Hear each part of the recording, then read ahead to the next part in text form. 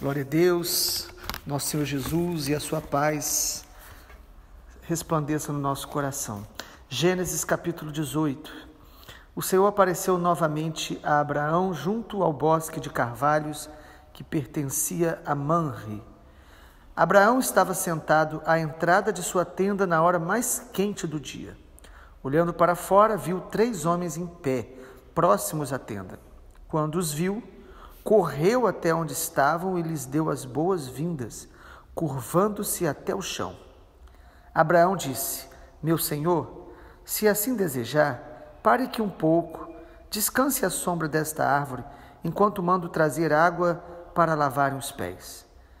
E uma vez que honraram seu servo com esta visita, prepararei uma refeição para restaurar suas forças antes de seguir em viagem. Está bem, responderam eles. Faça como você disse.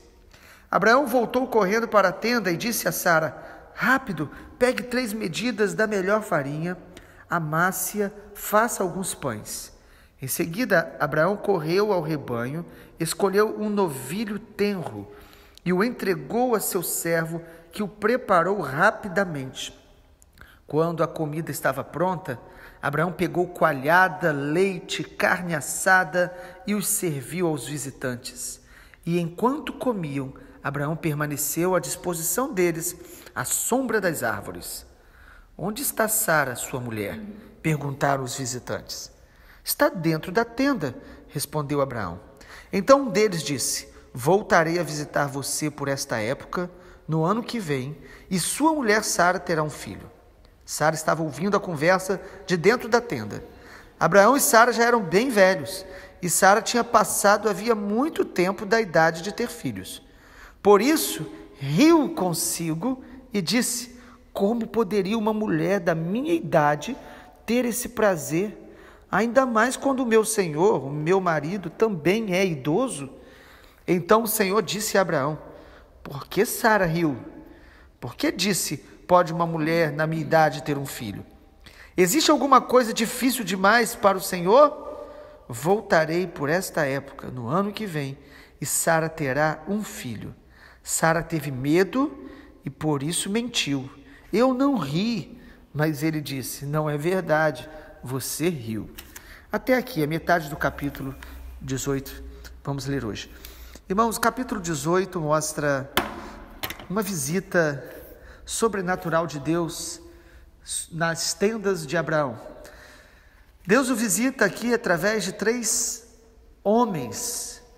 Aparentemente, a ideia que nós temos no texto é que eram 2 anjos, e na Bíblia às vezes os anjos aparecem assim como homens, e este terceiro nos parece ser o próprio Senhor Jesus, antes dele vir como homem e tomar forma humana em carne. No Antigo Testamento, muitas das manifestações de Deus sugerem que era o próprio Senhor. Mas queremos nos ater a esta visita de anjos. Sabe, irmãos, primeiro a gente percebe aqui que Deus pode visitar homens através desses mensageiros celestiais. Lá no livro de Hebreus, na carta aos Hebreus, o Senhor diz que os anjos são ministros, servos dele, que vêm ministrando os que vão herdar a salvação. Ou seja, quando nós andamos com Deus, temos aliança com Deus, Deus sempre tem anjos ao nosso redor. O salmista diz que os anjos do Senhor acampam-se ao redor dos que o temem e os livra. O Salmo 91, aos seus anjos dará ordem a teu respeito, para que não tropece. Então os anjos, eles são mensageiros de Deus. E nesse caso, no capítulo 18 de Gênesis, eles vêm assumindo forma humana. É muito interessante também, em segundo lugar, perceber que Abraão, ele acolhe os anjos em sua casa e os serve.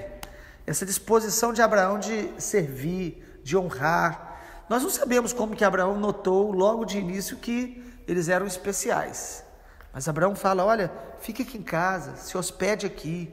A hospitalidade já era nesse tempo algo muito valioso, nos tempos bíblicos. Inclusive lá em Hebreus 13, 2, se referindo a esse texto, o Espírito Santo diz que nós devemos ser hospitaleiros, sobretudo com a família da fé, com irmãos, os missionários, pessoas que nós podemos acolher em nosso lar para edificação, para comunhão. Isso é um princípio bíblico. Abraão, então, aqui ele serve e acolhe, ele dá acesso a esses anjos ao seu lar, à sua intimidade. Nós precisamos deixar Deus entrar realmente nos lugares mais ocultos da nossa casa, do nosso coração, abrindo todos os espaços para que a luz, a glória de Deus, a palavra de Deus penetre. Então essa abertura de Abraão aí para os anjos, para o próprio Senhor ali, nessa aparição, que é chamado na teologia de teofania, manifestação de Deus de maneira especial, Abraão acolhe com muita alegria, com muita honra. Perceba os detalhes aí da refeição preparada, né? Abraão manda fazer uma carne assada, um churrasco de um novilho. Ele prepara uma coalhada, pão, leite, e isso é maravilhoso. Nós devemos acolher bem a palavra de Deus, a presença de Deus, a visitação de Deus. Nós devemos ter esse mesmo desejo de Abraão: Senhor, entra na minha vida, Senhor, que a minha casa seja repleta da tua presença. E nós fazemos isso, irmãos, honrando o Senhor. A alimentação aqui que Abraão faz é uma maneira de honrar. Nós devemos honrar o Senhor com o coração quebrantado, com um lar onde as nossas palavras, os nossos pensamentos, o nosso estilo de vida dentro de casa deve honrar, glorificar o Senhor. Em terceiro lugar, a gente percebe aqui também que a esposa de Abraão, Sara, ela não estava na reunião principal. Inclusive isso era um hábito também, né? As mulheres ficavam às vezes distantes, né, enquanto os homens estavam ali conversando, mas Sara ouve o que o anjo fala e ela reage com incredulidade. Sara está ouvindo a conversa de longe, era uma distância que dava para ela ouvir, e ela ouve o anjo dizendo o seguinte: onde está Sara, sua mulher? Essa pergunta é muito interessante no versículo 9, primeiro porque os anjos sabem o nome de Sara. Isso deve ter já chamado a atenção, né? Onde está Sara, a sua mulher? O nome que Deus havia dado. Onde está esta princesa? O Senhor ali trazendo à memória a promessa dele, a palavra dele, a identidade que ele estava dando a essa família e a Sara. E mesmo Sara ouvindo de longe, o anjo chamando ela pelo nome, mas ela ouve o anjo dizendo, versículo 10, eu voltarei aqui, mais ou menos nessa época, daqui a um ano, e a sua mulher Sara terá um filho. Quando ela ouve isso, irmãos, a reação dela é inicialmente de incredulidade, de dúvida. E é uma reação até natural, ela não é incrédula por rebeldia contra Deus. Ela é incrédula porque ela disse, eu já estou com a idade muito avançada, já não estou na idade de ter filhos. E meu marido também, Abraão tinha 100 anos, aproximadamente, aí, né, de 99 para 100, ela com 90, 10 anos de diferença, então ela tem uma dúvida inicial. Mas o que Deus faz diante da dúvida de Sara? E diante dessa palavra tão gloriosa, Deus reafirma a sua palavra, Deus reafirma a sua promessa. O que Deus diz aqui é algo muito especial, irmãos. No versículo de número 13, então o Senhor disse a Abraão, por que Sara riu? Por que disse, pode uma mulher da minha idade ter um filho? Existe alguma coisa difícil demais para mim? Voltarei por essa época no ano que vem e Sara terá um filho. O Senhor repete a mesma palavra. Isso é muito maravilhoso. Às vezes nós ouvimos a palavra de Deus, Deus nos fala para edificar a nossa fé, para nos encorajar, para renovar a nossa esperança, mas há uma dúvida no nosso coração. Por quê? Porque nós olhamos as coisas do ponto de vista natural. Nós vemos na nossa medida de capacidade de ver. Mas Deus, ele é todo poderoso. E Deus não apenas, diante da incredulidade de Sara, Deus não apenas reafirma a sua promessa, dizendo, eu voltarei e você terá um filho, mas Deus também declara que para ele não há nada impossível.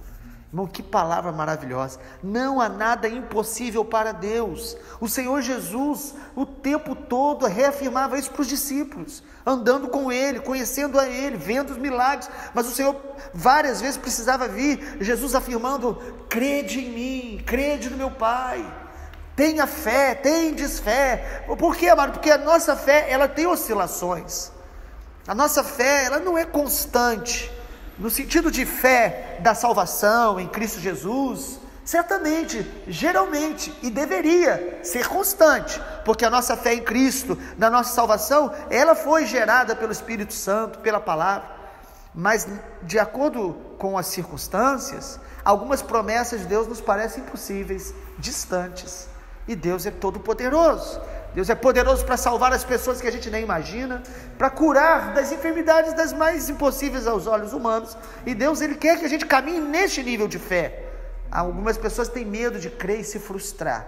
Amado, nós precisamos crer que o Senhor é todo poderoso. Se Ele fizer, nós vamos o adorar. Se Ele não fizer, nós vamos adorá-lo. Como os amigos de Daniel, quando são lançados ali na fornalha, disseram para eles: mas vocês é só vocês adorarem também a outros deuses, se prostrar diante de ídolos. E eles falam: se o Senhor nos livrar, glória a Deus, mas se Ele não nos livrar, nós não vamos deixar de crer nele e de não se dobrar diante dos ídolos. Ou seja, nós precisamos ter uma fé renovada. E Deus é muito interessante, irmãos, porque aqui Deus reafirma a sua palavra. Várias vezes Deus quer vir até nós e nos lembrar palavras que Ele já nos deu. Fé é ouvir o Senhor nas palavras que Ele traz novas ao nosso coração, mas fé também é lembrar o que Deus já fez, e Ele está falando novamente. Às vezes nós nos esquecemos, Deus não se esquece das promessas dEle, e Deus relembra aqui algo que parecia impossível. Por que Deus permitiu que Abraão e Sara tivessem filhos tão já idosos? Deus muitas vezes faz de uma maneira impossível aos olhos humanos, para que justamente o nome dele seja glorificado, para que justamente fique claro que foi ele quem fez, que foi obra das mãos dele, não foi acaso, não foi a ciência, não foi o médico, foi o Senhor, e ele receba toda a honra e toda a glória. Na verdade, nós deveríamos glorificar a Deus todos os dias, porque o respirar vem dele, o viver, a vida é sustentada por ele. A Bíblia diz que Deus é ele que sustenta toda a criação. Todas as coisas Ele sustenta pelo poder da sua palavra, pela sua graça e misericórdia. E em último lugar, essa visita especial dos anjos também nos ensina que Sara, ela mentiu, porque ela ficou com medo de Deus diante da sua incredulidade. Irmãos, uma reação muito humana, errada, e Sara foi muito infeliz, porque quando o anjo disse: olha, você está rindo, e o anjo mostra aqui, irmãos, que Deus conhece o nosso coração. No versículo 13 o Senhor disse: por que Sara riu? E por que ela disse: como que pode uma mulher da minha idade ter um filho? O Senhor conhece os nossos pensamentos mais ocultos, Ele conhece as nossas intenções, não adianta querer esconder nada de Deus. E quando o anjo confronta Sara, ao invés dela falar: Senhor, tem misericórdia de mim, ela mente, mostrando aí uma reação humana, carnal, e o anjo a repreende. O anjo não passa a mão na cabeça dela, não, ele repreende. Ele diz que existe alguma coisa difícil demais para o Senhor? No versículo 15, Sara teve medo e por isso mentiu. Eu não ri, mas ele disse: não é verdade. Nós precisamos aprender a ouvir o Senhor nos repreendendo. Ele fala para Sara: não é verdade, você riu. É uma repreensão, irmãos, poderosa, importante, mas muito carinhosa. O Senhor nos repreende por amor. O Senhor nos repreende para nos libertar da mentira, do auto-engano. Porque quando eu alimento o auto-engano, irmãos, o meu caráter vai ficando corrompido, distorcido. Então o Senhor é maravilhoso, amoroso, para dizer: você mentiu. Mas isso não vai impedir as minhas promessas na sua vida. E aqui a fé de Sara estava sendo também restaurada, estava sendo edificada, melhor dizendo. Para a gente concluir, uma pergunta que eu faria, e eu ouço do Senhor para mim: O que será que nós estamos agora vivendo que parece impossível para Deus? Irmãos, todos nós devemos ter coisas que a gente enxerga que parece impossível, mas que nós estamos crendo que Deus é poderoso para fazer.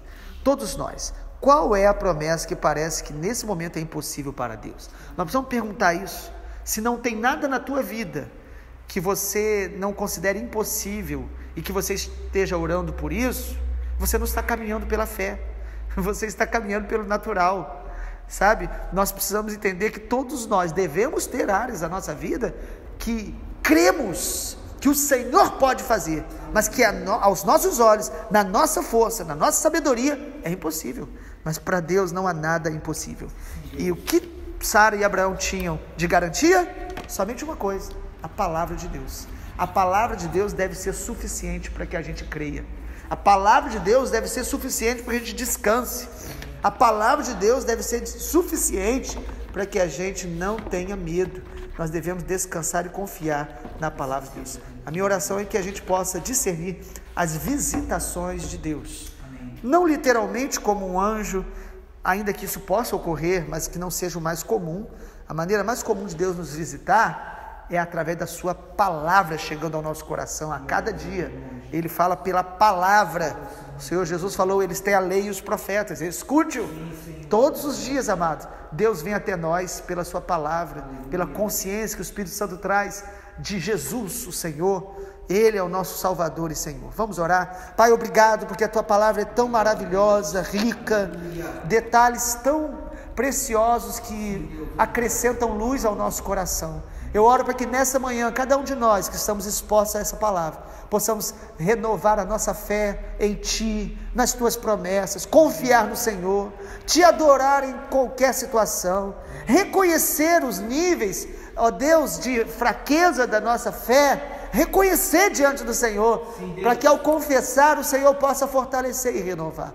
Nos faça pessoas que sejam acolhedores da Tua presença, da Tua mensagem, da Tua palavra. Pai, possamos acolher e abrir o nosso coração e a nossa casa para a visitação e para a hospedagem do Senhor, a habitação do Senhor conosco, como o Senhor faz todos os dias, nos chamando para a intimidade do Senhor. Nós oramos por fé nessa manhã. Senhor, renova a fé de cada um de nós, para os Teus propósitos, para a Tua vontade, para os Teus milagres, em nome de Jesus. Amém, Senhor.